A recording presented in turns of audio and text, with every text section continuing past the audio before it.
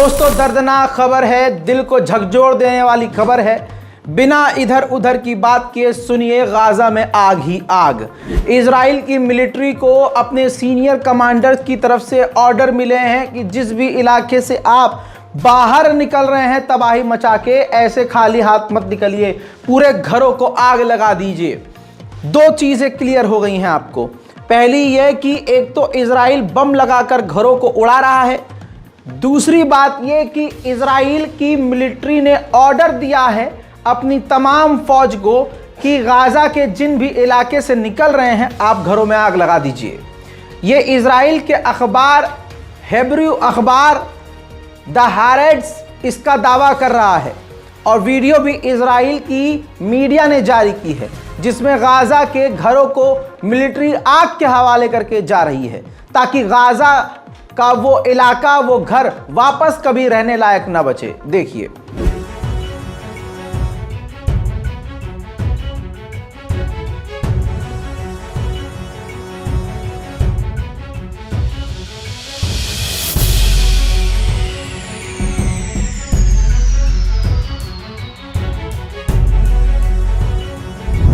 हस्बी अल्लाह व निअमल वकील। मेरे दोस्तों, इसके अलावा जो काम कतर को काफ़ी दिन पहले करना चाहिए, देर आए दुरुस्त आए, अब कर दिया।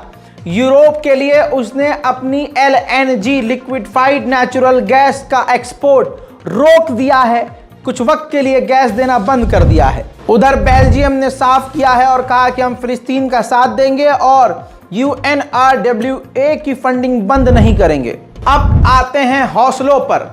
मेरे दोस्तों, कहता हूं ना आपसे हमेशा, उम्मीद मत हारिए। चाहे सारे मुसलमान बिल्कुल मुर्दा हो गए, अपने आप को आप कमजोर मत समझिए। एक से कहानी शुरू होती है और न जाने कहां तक बढ़ती है। ईमान आपको दिखाना होता है, फिर जो दूसरे ईमान वाले होते हैं जिनका कुछ वक्त बाद ईमान मर जाता है, आपके ताज़ा ईमान को देखकर वो भी सही रास्ते पर आ सकते हैं। बात और ये लाइन काफ़ी कठोर और मुश्किल बोल गया हूं, थोड़ा रिपीट करके सुन लीजिएगा, समझ में आ जाएगा। आइए मैं बताता हूं ये बात मैंने क्यों बोली। जब मैंने कहा था बाइकॉट करो मैकडॉनल्ड का, बाइकॉट करो डोमिनोज का, तो बहुत सारे लोगों ने कमेंट किया था, अरे बाइकॉट करने से क्या होगा, इतनी बड़ी कंपनी। रिपोर्ट देखिए, डोमिनोज का बाइकॉट करने की वजह से 8 से 9% डोमिनोज की सेल बिक्री गिर गई है और एशिया में डोमिनोज का हाल बुरा हुआ है।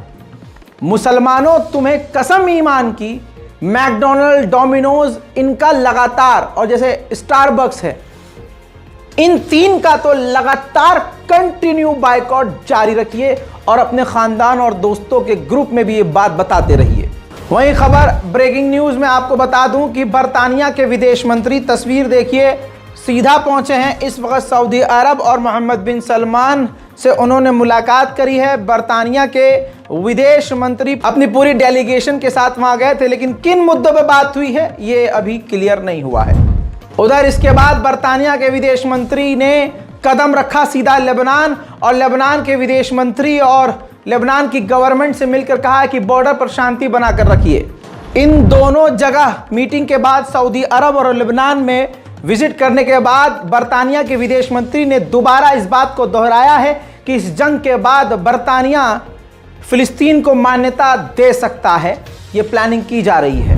अब आप समझ लीजिए कि इस तरह की बातें जो इजराइल के दोस्त ही कर रहे हैं कि हम फिलिस्तीन को मान्यता देंगे, और अमेरिका किसी किसी मुद्दे पर इजराइल के खिलाफ बोल रहा है, इसका प्रेशर बन रहा है। ICJ का भी प्रेशर बन रहा है, साउथ अफ्रीका ने जो कदम उठाया उसका प्रेशर बन रहा है, और उसका असर यह है इजराइल पर कि उसने 114 फिलिस्तीनियों को रिहा किया है जिनको कुछ वक्त पहले गिरफ्तार किया था। हालांकि हजारों को गिरफ्तार किया और 114 को छोड़ा, जो कि ना के बराबर ही है, लेकिन 114 परिवार के परिवारों में इस वक्त खुशियां हैं। इस वक्त सबसे बड़ी मुसीबत गाजा की भूख और प्यास है, और प्यास यानी पानी तो ऐसी चीज है जिसके बिना जिंदगी पॉसिबल नहीं है। लोग परेशान हैं। वहां के लोगों का कहना यह है कि 10 दिन में एक बार पानी नसीब होता है, और पीने के लिए पानी नहीं है, जैसे तैसे हम खुद कम पानी पी रहे हैं, बच्चों को ज़्यादा पिला रहे हैं। हालात पूरे गाज़ा में इसी तरह के हैं। देखिए और सुनिए और समझिए। بنعاني كما تظهر الصورة بالنسبة لمياه الشرب، صعوبة المياه وتدمير البنية التحتية. هذا خط مي تم قصفه من طائرات الاحتلال، وقد حاولوا يصلحوه بس على الفاضي. الأهل المخيم متجمهرين هنا للحصول على المياه، رغم أن المياه هذه ملوثة لا تصلح للشرب، إلا أنها بحاجة لاستخدامها للغسل، الطبخ، للأمور هذه. وكما تظهر الصورة معاناة الشباب، معاناة أهل الحي، صعوبة المياه وانقطاع المياه. تمر علينا عدة شهور في معاناة المياه وعدم حصولنا على المياه. يعني المياه بتيجي يمكن مرة كل 10 أيام.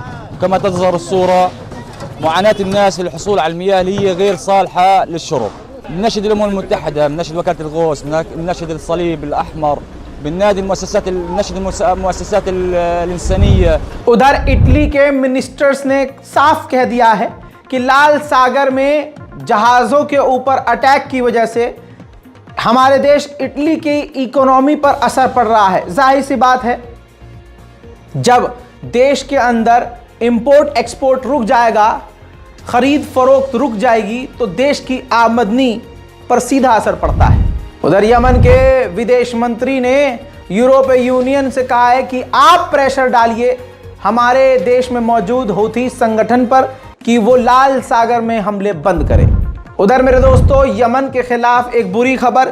कीनिया, जी हाँ, कीनिया भी अमेरिका के उस ग्रुप में शामिल हो गया है जो हूथीस के खिलाफ लाल सागर में तैनात की गई हैं। उधर फिलिस्तीन के राष्ट्रपति महमूद अब्बास ने साफ कह दिया है कि फिलिस्तीन अथॉरिटी कभी इस चीज़ के लिए राज़ी नहीं होगी कि हम गाज़ा को खुद से अलग कर दें। हम नेतन्याहू को कभी अलाउ नहीं करेंगे कि फिलिस्तीन अथॉरिटी से गाज़ा को अलग कर दिया जाए और दूर कर दिया जाए। हमारे लिए जिस तरह फिलिस्तीन ज़रूरी है, उसी तरह से गाज़ा ज़रूरी है। अमेरिकी रिप्रेजेंटेटिव ब्रायन मस्त ने एक इंटरव्यू के दौरान अपना आतंकी चेहरा दिखाया और अमेरिका की असलियत बताई। कहा कि गाज़ा की सरजमीन पर कोई भी इंसान नहीं है, सब के सब आतंकी हैं, सबको मिटा देना चाहिए, सबको ख़त्म कर देना चाहिए। वो इंटरव्यू आप खुद सुन लीजिए। You're heartless. You are heartless. Do you realize how heartless you are? It'd be better if we kill all the terrorists and kill every one of their supporters. It's not a solution. Oh, it's a great solution. You haven't seen the pictures of all the babies being killed? These are not innocent Palestinian civilians across the world. When you're looking at People starving to death. the 500,000 people starving to death, are people that should go out there and put a government in place that doesn't go out there and attack Israel on a daily basis. So. Kids or 7-year-olds? 7-year-olds, 9-year-olds. They destroyed more infrastructure in Gaza than they did in Dresden. So that is like government And there's bombing. more infrastructure that They needs to be destroyed destroyed. more of Gaza than what happened in Dresden. Did you not hear? There's more that needs to be destroyed. And there will be more that gets destroyed. You want to see them starve to death.